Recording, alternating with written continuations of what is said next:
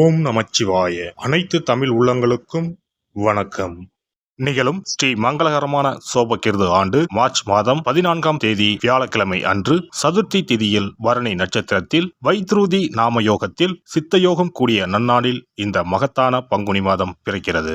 பிறக்கும் இந்த பங்குனி மாதத்தின் கிரக நிலைகளை பார்க்கும்போது மேசத்தில் குரு பகவானுடன் இணைகிறார் சந்திர பகவான். கன்னி ராசியில் கேது பகவானும் மகர ராசியில் செவ்வாய் பகவானும் உள்ளனர். சூரிய பகவான், புதன் பகவான், ராகு பகவான் மீனராசியில் சஞ்சாரம் செய்கின்றனர். கும்பராசியில் சனி பகவானுடன் சுக்கிரன் உள்ளார். இம்மாத கிரக பெயர்ச்சி என எடுத்துக்கொண்டால் செவ்வாய் பகவான் மகரத்தில் இருந்து கும்பராசிக்கு பெயர்ச்சி அடைகிறார். சுக்கிர பகவான் கும்பத்தில் இருந்து மீனராசிக்கு பெயர்ச்சி அடைகிறார். சந்திர பகவானை பொறுத்தவரை மேசத்தில் ஆரம்பித்து 2.25 நாட்கள் வீதம் 12 ராசிகளை கடந்து ரிஷபத்தில் அமர்ந்து பலன்களை தரப்போகிறார். இம்மாத சிறப்பாக குரு பகவான் நீச நிலையில் இருந்து வக்ர நிலைக்கு மாறுகிறார். இதன் காரணமாக உச்ச பலன்களை அள்ளித் தரப்போகிறார் குரு பகவான். இந்த கிரக அமைப்பினால் உங்கள் வாழ்வில் ஏற்படக்கூடிய சுப மற்றும் அசுப பலன்கள் என்ன என்பதனையும், அசுப பலன் ஏற்படுமாயின் ராசிக்காரர்கள் செய்ய வேண்டிய பரிகாரம் என்ன, வழிபட வேண்டிய தெய்வம், வழிபடும் முறை என்ன என்பதனை பற்றி விரிவாக காண்போம்.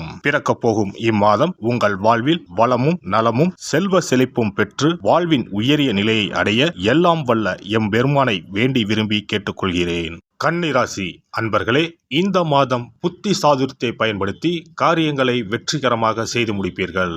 செயல்திறன் அதிகரிக்கும். ஆனால் பயணங்களின் போது உடல் ஆரோக்கியத்தில் கவனம் தேவை. தொழில் மற்றும் வியாபாரத்தில் நல்ல லாபம் கிடைக்க பெறுவீர்கள். பிரச்சனைகளை பேசியே தீர்த்து விடுவீர்கள்.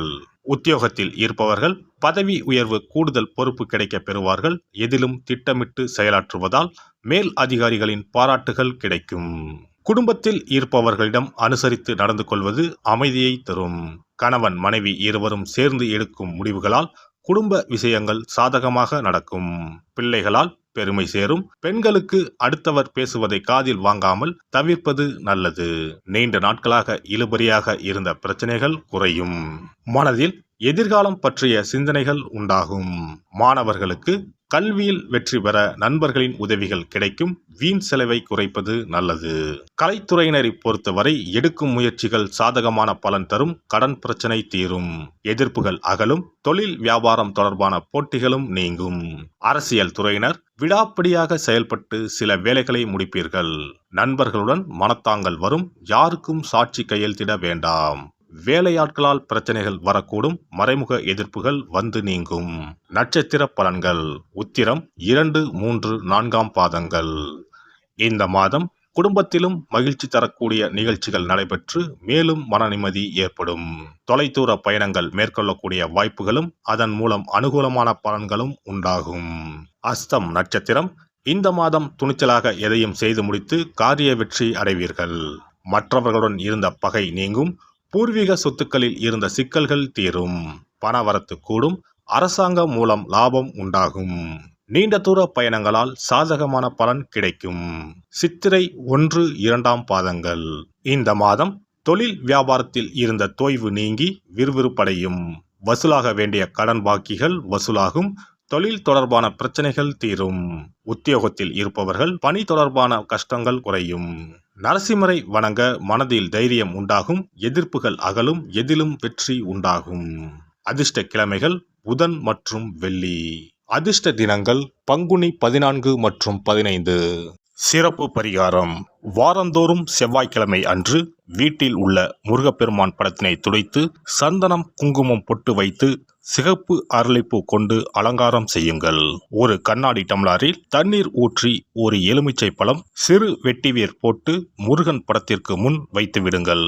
ஒரு மா இலை எடுத்து காம்பு பகுதி முருகப்பெருமானை பார்த்தவாறு வையுங்கள். அகல் விளக்கில் நெய் தீபம் ஏற்றி மா இலையின் மீது வைக்க வேண்டும். தீபச்சுடர் முருகப்பெருமானை பார்க்கும் வண்ணம் இருக்க வேண்டும். கண்களை மூடி முருகப்பெருமானை மனமாற வேண்டி உங்கள் வேண்டுதல்களை வையுங்கள். பூஜை முடிந்த பிறகு அடுத்த நாள் டம்ளரில் உள்ள எலுமிச்சை பழத்தை உங்கள் வீட்டை சுற்றி திருஷ்டி கழித்து போட்டு விடுங்கள். 6 வாரங்கள் வரை இந்த வெட்டிவேரை மாற்ற தேவையில்லை. இவ்வாறு செய்து வழிபட்டு வர குடும்பத்தில் உள்ள எப்படிப்பட்ட கஷ்டமாக இருந்தாலும் அந்த கஷ்டத்திற்கு தீர்வு கிடைக்கும். நம்பிக்கை இல்லாமல் எந்த ஒரு வழிபாடும் செய்யக்கூடாது. நம்பிக்கையோடு செய்யும் பட்சத்தில் கைமேல் பலன் கிடைக்கும். இனி பங்குனி மாத சிறப்புகளும் வழிபாட்டின் பலன்களும் என்ன என்பதனை பற்றி காண்போம். பங்குனி மாதம் என்பது வழிபாட்டுக்கு உரிய மாதம். பங்குனி மாதம் வணங்குவதற்கும் பூஜைக்கும் உரிய மாதமாகும். ஒவ்வொரு மாதத்திலும் ஒவ்வொரு நட்சத்திரத்திற்கு முக்கியத்துவம் கொடுத்து விழாக்கள் நடத்துவது வழக்கம். ஆனால் பங்குனி உத்திர நட்சத்திரத்திற்கு மற்ற நட்சத்திரங்களை விட அதிக மகத்துவம் உண்டு. தெய்வ திருமணங்கள் அதிகம் நடைபெற்ற மாதம் பங்குனி மாதம். மாதங்களில் 12வது மாதம் பங்குனி, நட்சத்திரங்களில் 12வது நட்சத்திரம் உத்திரம். 12வது மாதமான பங்குனியும் 12வது நட்சத்திரமான உத்திரமும் இணையும் புனித நாள் பங்குனி உத்திரம் என்று கொண்டாடப்படுகிறது. எனவே பங்குனி மாத உத்திரத்தின் சிறப்புகள் அதிகம். பங்குனி உத்திர நாளில் அனைத்து ஆலயங்களிலும் சிறப்பு வழிபாடுகள் நடைபெறும். கிராம கோவில்களில் அக்னி சட்டி ஏந்துதல், பூஜைகள் விமர்சையாக நடைபெறும். எண்ணற்ற ஆலயங்களில் சுவாமி அம்பாள் திருக்கல்யாணம் நடைபெறும். சிலருக்கு கைகூடாமல் திருமணம் தள்ளி போனால் பங்குனி உத்திர நாளில் விரதம் இருந்து இறைவனை வழிபட்டால் வெகு சீக்கிரம் திருமணம் கைகூடும் என்பது ஐதீகம். அதோடு காதலிப்போர் மனதுக்கு பிடித்தவரை கரம் பிடிக்கவும் பங்குனி உத்திர விரதம் இருப்பது மிகுந்த பலனை கொடுக்கும். பங்குனி உத்திரம் கல்யாண விரதம் என்றும் அழைக்கப்படுகிறது. 8 வகையான மகா விரதங்களில் கல்யாண விரதமும் ஒன்று. ஆகவே இந்த நாளில் திருமணம் ஆகாத இளையோர் விரதம் இருந்து தமக்கு நல்ல வரன்கள் கிடைக்க வேண்டும் என்று சிவபெருமானையும் பார்வதி தேவியாரையும் வேண்டுவது நல்ல பலன்களை பெற்றுத்தரும். இத்தினத்தில் மேற்கொள்ளும் விரதம் மிகவும் விசேஷமானது. நீண்ட நாள் ஒற்றுமையுடன் வாழ விரும்பும் தம்பதியர் விரதம் இருந்து சிவனுக்கும் சிவ பார்வதிக்கும் அபிஷேகம் செய்வார்கள். இந்த விரதத்தை முருகனை வேண்டியும் செய்யலாம். அதோடு அன்னதானம், வஸ்திரதானம் செய்வதும் சிறப்பானது. ஜாதக தோஷத்தால் திருமணம் தடைப்பட்டவர்கள் வழிபாடு மேற்கொள்ளவும் சிறந்த நாள் இதுவாகும். செவ்வாய் தோஷம் காரணமாக திருமண தடைகளை சந்திப்பவர்களுக்கு பங்குனி உத்திரத்தன்று முருகனை மனமுருகி வணங்கினால் திருமண தடைகள் நீங்கி திருமணம் சுபமாக முடியும். குழந்தை பேரில்லாமல் தவிப்பவர்கள் பங்குனி மாத விரதம் இருந்து அம்மன் கோவில்களுக்கு சென்று வழிபட அந்த அம்மனின் அனுக்கிரகத்தால் நிச்சயம் புத்திர பாக்கியம் கிடைக்கும்.